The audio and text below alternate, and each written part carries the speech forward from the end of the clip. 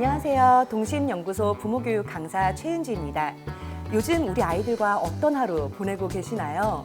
우리 집의 모습 이렇지는 않으신가요? 하루 종일 우리 아이들 쫓아다니면서 장난감을 정리하다 보면 그러다 혹여라도 블록이라도 밟게 되면 정말 짜증이 확 나게 되죠.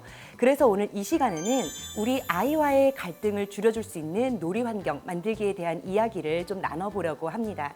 우리 아이들이 점점 원에 등원하고 있어요. 언제까지나 집에 있을 수만도 없고요.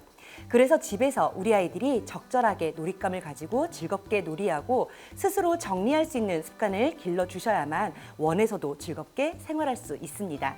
그런데 가만히 생각해보면 우리 어머님들께서 지금도 우리 아이들에게 민지야, 장난감 다 가지고 놀았으면 정리해야지 라는 이야기 많이 하고 계십니다. 그런데 아이들이 그렇게 잘 하나요? 그렇지 않죠. 우리 집의 놀이 패턴 어떤가요? 정리 좀 하라고 해서 우리 아이가 정리를 했는데 어머님 마음에 드시나요? 들지 않죠.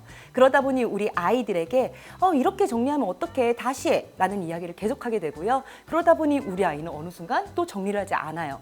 정리하지 않는 아이를 보면서 또 엄마 말 안 듣는다. 계속해서 우리는 이렇게 아이와 무한 반복하고 있습니다. 그러다 보니 엄마도 아이도 지치는 상황이 생길 수밖에 없겠죠.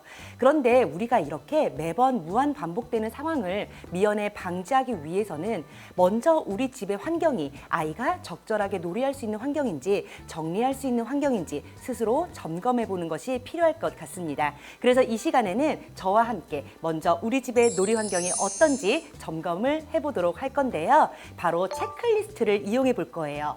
놀이 영역과 정리 영역 두 가지의 영역으로 나눠져 있습니다.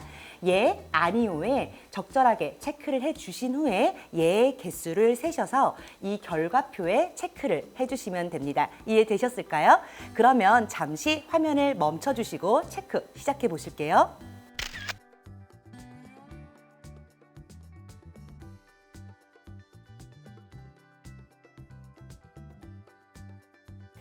자, 체크를 해보셨다면 이제 저와 함께 결과를 살펴볼까요? 만약 5개 이상을 체크하셨다면 지금 굉장히 잘하고 계십니다. 혹시라도 3개나 4개를 체크하셨다면 잘하고 계시지만 조금만 더 노력해 주시면 좋을 것 같고요. 0개에서 2개 미만을 체크하셨다면 우리 아이의 환경을 개선하기 위해 조금 더 많은 노력을 해주시면 좋을 것 같습니다. 그래서 오늘은 저와 함께 놀이 환경과 정리 환경을 개선할 수 있는 방법에 대해서 이야기를 나눠볼 거고요. 이 화면은 지금 사진을 찍어 두셨다가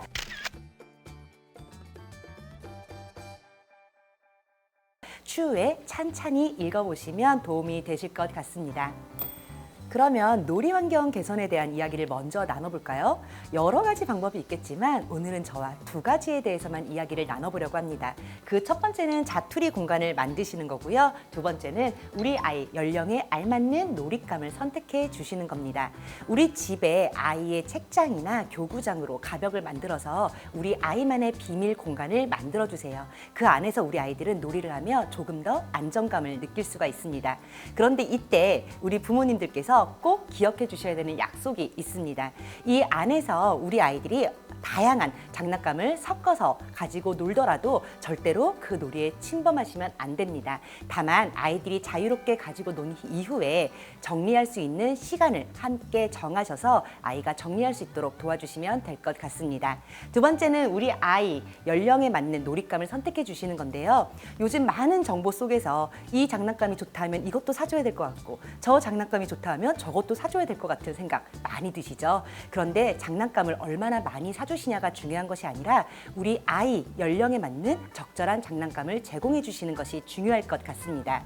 만약에 우리 아이가 만 2세라면 대근육을 발달시킬 수 있는 놀이들, 그리고 만 3세라면 아이가 상상력을 자극시키면서 다른 사람을 모방할 수 있는 역할놀이 소품들, 그리고 만 4세라면 아이의 소근육을 자극시킬 수 있는 조금은 정교한 놀잇감들, 만 5세라면 다른 사람과 협력하면서 논리적 사고를 확장시켜 줄 수 있는 아이 연령에 맞는 놀잇감을 제공해 주실 때 우리 아이는 놀이를 더 즐겁게 할 수 있고요. 인지 발달을 촉진시킬 수 있습니다.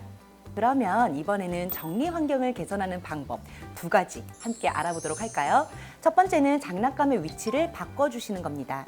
아이의 손이 닿는 곳에 장난감이 있어야만 우리 아이는 스스로 장난감을 꺼내고 정리할 수 있겠죠. 간혹 원하는 장난감이 너무 높은 곳에 있으면 부모님께 도움을 요청할 수밖에 없습니다. 장난감을 때때로 그 위치를 바꿔주셔야만 우리 아이들이 더 다양한 장난감을 가지고 놀이할 수 있고요. 또한 손에 닿는 곳에 스스로 정리할 수 있습니다. 2번째 방법은요. 우리 아이의 정리정돈 습관을 길러주기 위해서 몇 가지의 정리 방법을 바꿔주시는 거예요.